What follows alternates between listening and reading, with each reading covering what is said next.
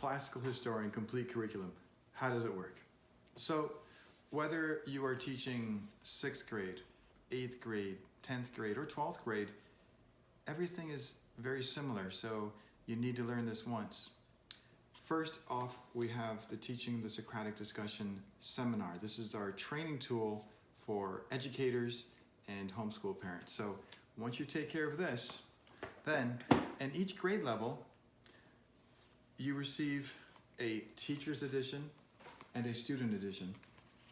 And so it doesn't matter whether it's the 6th grade curriculum or our medieval civilizations, including the textbook, or if you have a high school student, you also receive a teacher's edition, a student edition, and of course, the textbook that comes along with it. Or maybe it's Western civilization and world history, or American history for junior high students,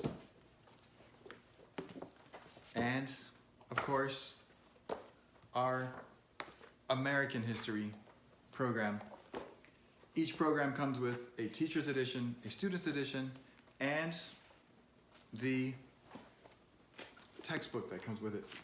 In addition, online we have primary source documents. Now, I'm going to be using the Ancient Civilizations program to demonstrate how this is used, but just keep in mind that this is good for all of our curriculum.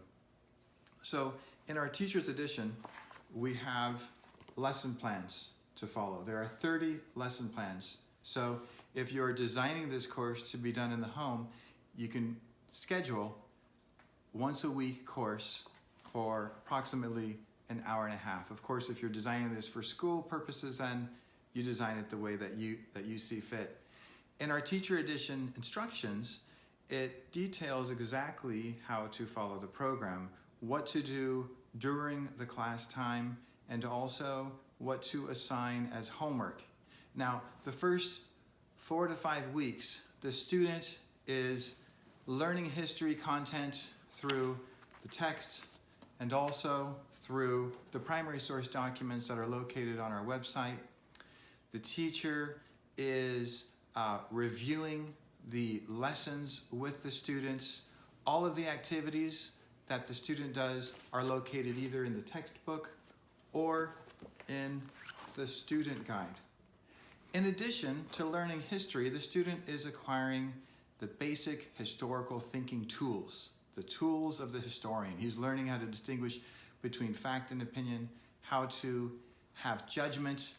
He's learning these from his book, while the teacher is teaching them from this book. And so it's a gentle step-by-step approach. The student is not bombarded all of a sudden with tons of history or with tons of historical thinking tools. They're learning these things sequentially. Then, after about 4 or 5 weeks, the student receives his first big, open-ended history question. This comes from his book right here. And in the teacher and student book are located research activity questions that the student has to answer in order to have an opinion or to have a judgment on that particular question. For example, what was the main reason for the fall of the Roman Empire? There will be research questions so the student can discover that there were many reasons, but the student is trying to figure out what he thinks is the most important reason. He does his research in this book, in the lessons that he has already read, and in the primary source documents located on our website. After doing this research, he comes to class and the teacher leads the class in a Socratic discussion. Now, in our junior high program, we have recorded Mr. Degree teaching students the open-ended history questions.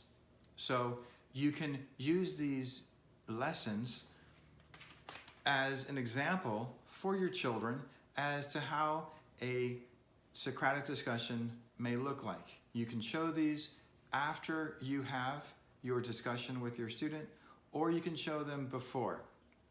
For the high schoolers, we do not have the recordings available, but the high schoolers are usually so eager to discuss and to argue with each other, they will be more than glad to share their opinions. Now, how much time does this take for the parent? This is a question that we get very often from people who haven't been teaching history all of their life, and they've taken upon this excellent job of teaching at home.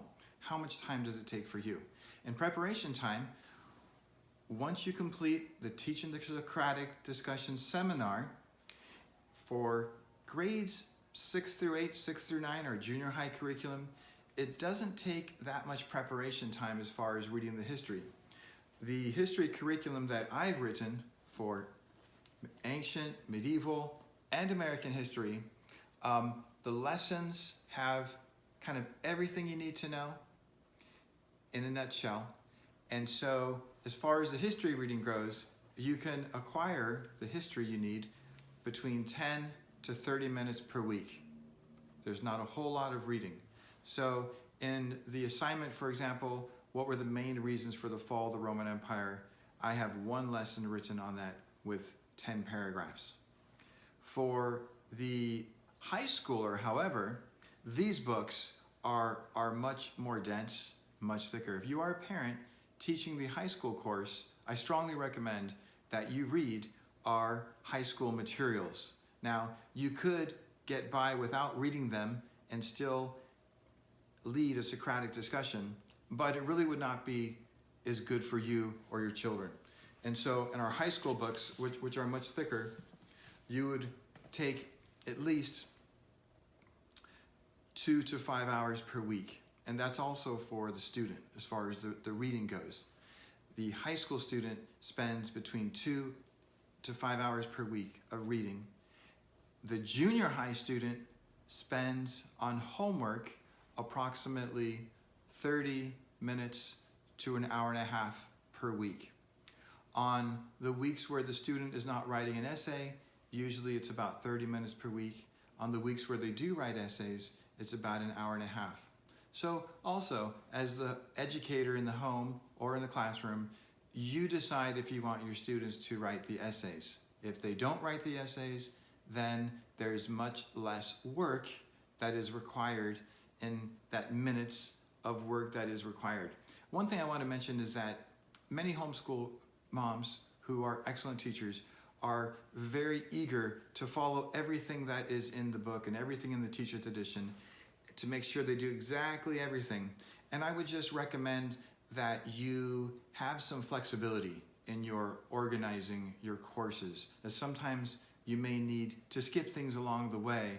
You know what's best for your child and how much work that they are doing. Now, a question that is often asked us is, what kind of critical thinking, what kind of Socratic discussions can I expect from my 12-year-old, or from a 15-year-old, or from a 17-year-old? And sometimes I've had the question asked to me, my 8-year-old is just not thinking for himself. What's wrong? So, in a kind of a great way to look at it, before the age of 12, you should not worry too much if your child is thinking for themselves or arguing or doing that with you. You should be kind of grateful and enjoy this time of young child where they like to discover things. By the age of 12, they will start to be arguing on their own. As far as what the Socratic discussion and the history argument should look like for them, we do have examples in our junior high series. And typically, the student will have their own opinion, and if they can back up their own opinion with 2 to 3 to 4 pieces of evidence, and then if they can hear another person's judgment, and if they can argue it for about 5 to 10 minutes, and they could read a primary source document and think about it, then it's a success. For a high schooler, ages 15 to 18, it really varies by the person. If someone has not ever been asked what they think about a topic in history, and now they are discussing it, it will take a few months for them to get used to this idea where it's okay if they have an opinion that is different from the teacher. But normally, they are reading a few more primary source documents, the text that they're reading is longer, and the questions are more challenging. So the discussion can take anywhere from 10 minutes to 30 minutes. This also depends upon the interest level of the student. Sometimes you have students who love history. Sometimes you have students who don't really like history a whole lot. So it really varies by the person. We have teacher resources available on our website as well if you have more questions. And also please consider emailing us with your questions, and consider also the Dolphin Society, which is our teacher subscription service, which provides extended resources. Thank you very much.